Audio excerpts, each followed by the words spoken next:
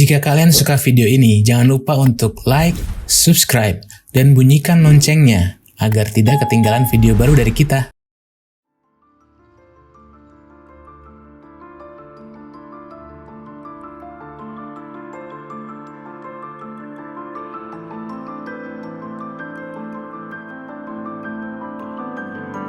Hiking atau naik gunung menjadi salah satu hobi paling menarik bagi orang-orang, terutama warga negara Indonesia.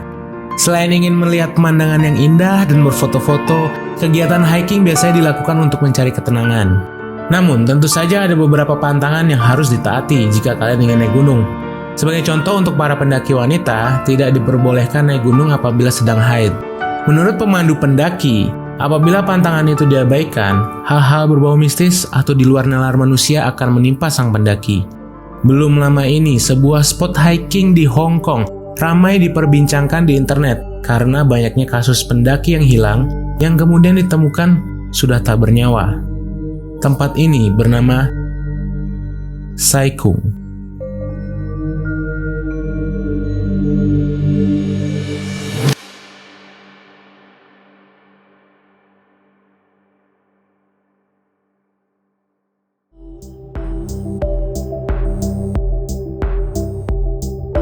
Sai Kung terletak di bagian timur laut Hong Kong.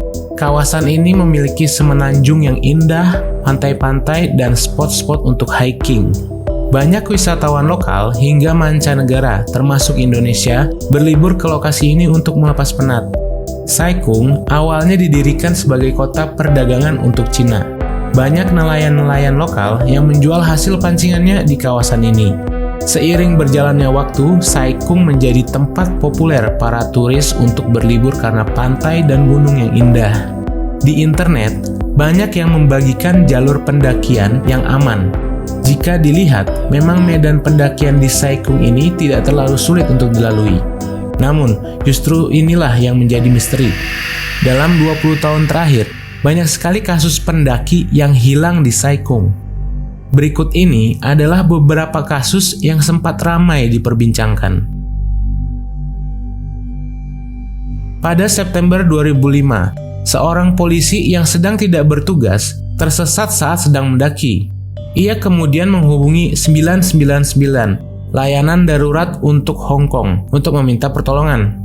Sang operator menanyakan koordinat atau jalur pendakian yang polisi tersebut lalui, di mana semua jalur pendakian di kawasan tersebut sudah diberi tanda dan titik koordinat. Namun, polisi tersebut menyebutkan koordinat yang tidak tercatat dan tidak cocok dengan jalur yang disediakan. Tak lama kemudian, panggilan telepon tersebut terputus dan hingga kini polisi tersebut tidak pernah ditemukan. Peristiwa ini diangkat menjadi sebuah film yang rilis pada tahun 2019, berjudul Missing. Sebulan kemudian, pada Oktober 2005, kejadian lain terjadi yang melibatkan 5 orang pendaki. 1 orang pemandu pramuka pria dan 4 orang wanita. Kelima orang tersebut sedang beristirahat di dekat spot di mana sang polisi menghilang. Pemandu laki-laki tersebut mengatakan bahwa ia lelah dan ingin beristirahat lebih lama. Ia kemudian mengatakan kepada 4 orang temannya untuk jalan duluan, di mana nanti ia akan menyusul. Dan ternyata ia tidak pernah datang menyusul. Keempat wanita tersebut kemudian menghubungi kepolisian. 2 hari kemudian, kepolisian menemukan jasad pemandu pramuka tersebut di salah satu jalur mendaki.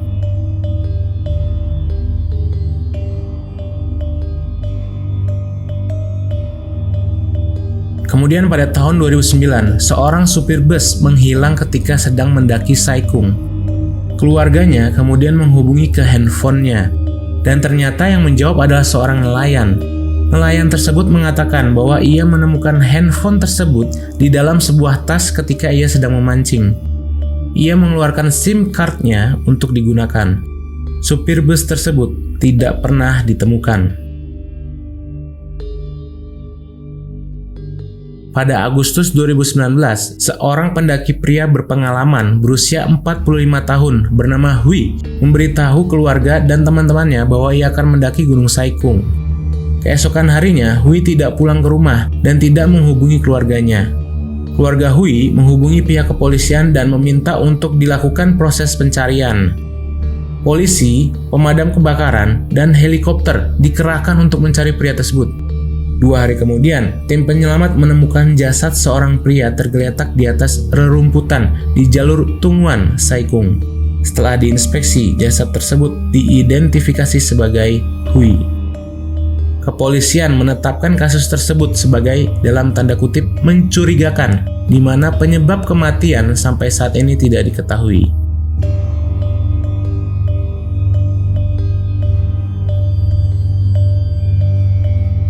Pada Maret 2021, seorang pria berusia 58 tahun bernama Lim Wing Chung menghilang setelah meninggalkan rumahnya untuk pergi mendaki di Sai Kung sendirian.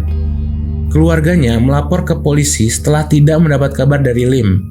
Operasi pencarian dilakukan di mana sekitar 80 orang tim pencari berkumpul di Pak Tam Chung untuk membahas rute. Pemerintah setempat juga menerbangkan helikopter untuk pencarian lewat udara. 3 hari kemudian, seorang warga yang sedang berjalan-jalan di pantai Shenzhen di Sai Kung menemukan seorang pria terjepit di antara 2 batu besar di tepi laut. Pria tersebut kemudian menghubungi kepolisian, namun sayangnya pria yang terjepit sudah tidak bernyawa. Polisi kemudian mengkonfirmasi bahwa jasad tersebut merupakan Lim Wing Chung dan sudah dipastikan oleh sang istri.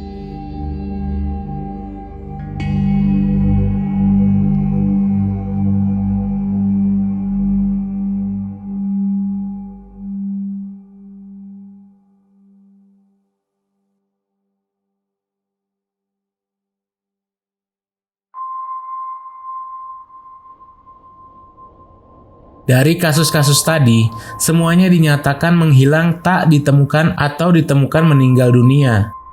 Namun, ada satu kasus di mana sang pendaki selamat dan menceritakan pengalamannya. Pada tahun 2016, seorang pria bernama Cheng pergi mendaki di Sai Kung pada pagi hari. Namun karena cuaca memburuk, ia kemudian memutuskan untuk meninggalkan gunung tersebut lebih cepat. Di saat menuruni gunung, cuaca kembali cerah, jadi ia kembali melanjutkan perjalanannya untuk mendaki. Pada saat ia sedang melewati hutan yang lebat, tiba-tiba saja ia kehilangan kesadaran. Pada saat ia sadar dan terbangun, ternyata sudah malam hari. Ia menerima panggilan telepon dari keluarganya dan memberitahu mereka kalau ia sedang mencari jalan untuk menuruni gunung. Ia mengatakan bahwa jalan yang ia tempuh seakan-akan tidak kunjung tiba. Seperti kembali ke tempat semula, ia tersadarkan diri. Pada saat perjalanan, ia kehilangan handphonenya. Makanan dan minuman yang ia bawa juga sudah habis. Kemudian ia menemukan sebuah lembah dan beristirahat di sana. Ia terbangun keesokan harinya dan melanjutkan mencari jalan keluar. Ketika sedang berjalan di tepi sungai, ia melihat 2 orang di kejauhan. Cheng berteriak untuk meminta pertolongan, namun kedua orang tersebut seperti tidak mendengarnya. Ketika ia mendekati 2 orang tersebut, mereka tiba-tiba menghilang di depan matanya. Cheng mulai kehilangan harapan untuk selamat. Ketika ia sedang beristirahat di tepi sungai, ia melihat seorang berlari di pepohonan. Pada saat mengejar, ia melihat banyak orang di sekitarnya sedang berlari ke sana kemari.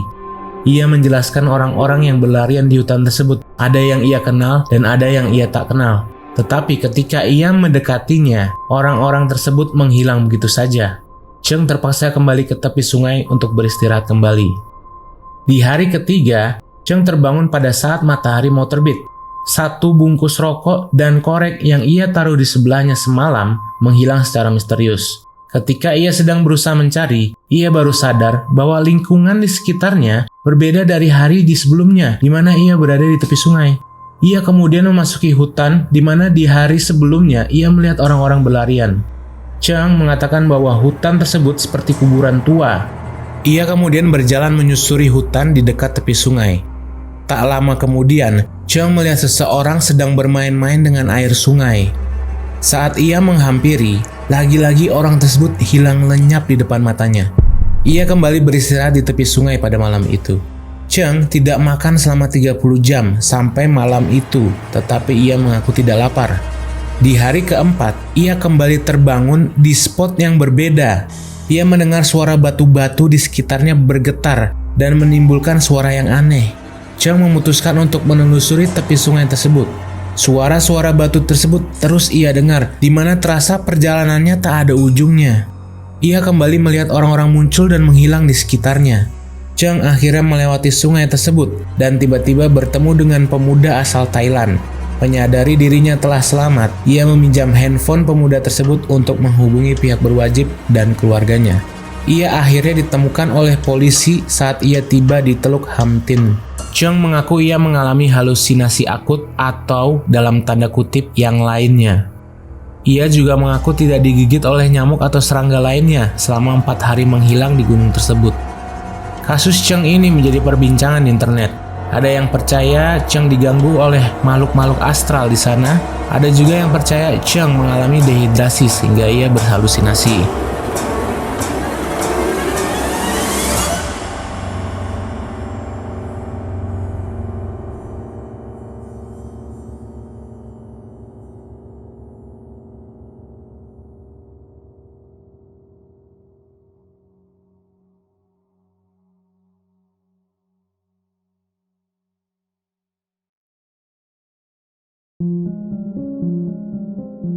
Dari berbagai kasus tersebut, banyak rumor-rumor mistis mengenai Sai Kung, mulai yang bisa dijelaskan dengan logika maupun tidak. Faktanya, kasus-kasus orang hilang tersebut terjadi di spot yang berdekatan, yaitu di bagian timur laut Gunung Sai Kung. 3 jalur yang terdapat di spot ini yaitu Wong Tai Tung, Sam Chung, dan Sheikh Uk Sian. Hampir semua kasus berawal dari 3 jalur pendakian ini. Sempat ditemukan sebuah pemukiman berusia 30.000 tahun yang sekarang diselimuti oleh semak belukar dan hutan yang lebat di kawasan ini. Apa mungkin inilah yang Cheng lihat, di mana ia mengatakan bahwa hutan tersebut seperti kuburan tua? Fakta lainnya yaitu kebanyakan dari mereka yang menghilang merupakan pendaki berpengalaman, tetapi hampir semua melakukan pendakian sendirian. Pemerintah setempat sebenarnya tidak memperbolehkan pendaki menaiki gunung sendirian. Mengapa ini kerap terjadi? Tidak ada informasi yang jelas.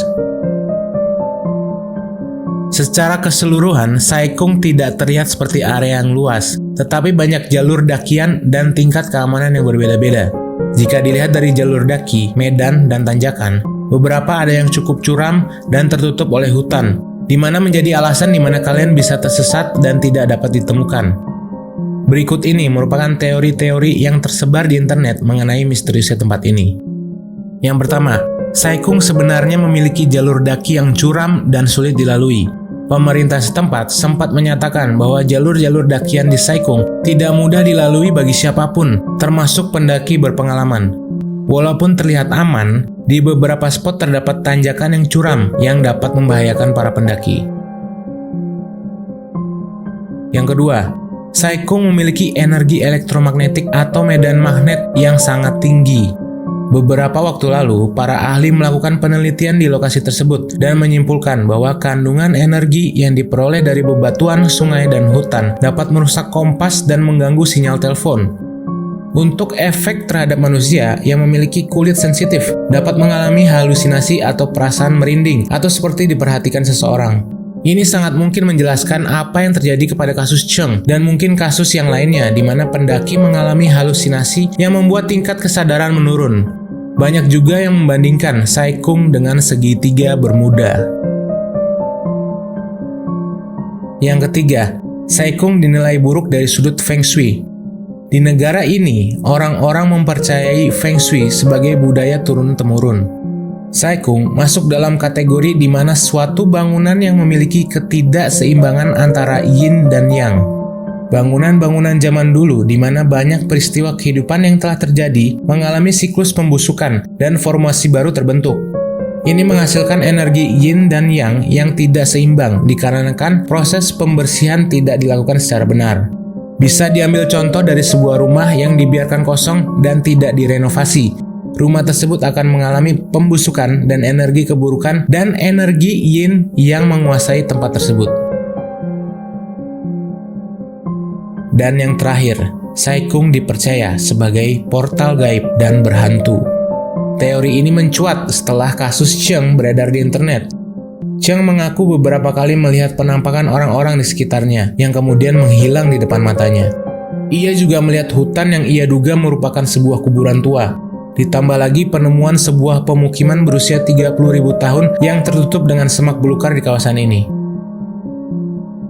Teori mana yang kalian percaya? Tulis pendapat kalian di kolom komentar.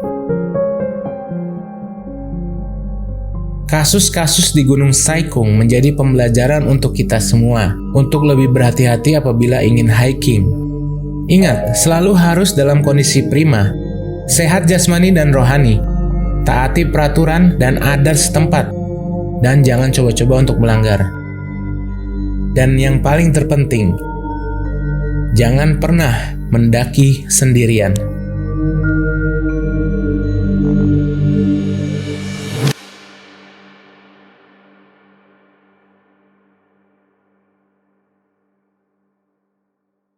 Jika kalian suka video ini, jangan lupa untuk like, subscribe, dan bunyikan loncengnya agar tidak ketinggalan video baru dari kita.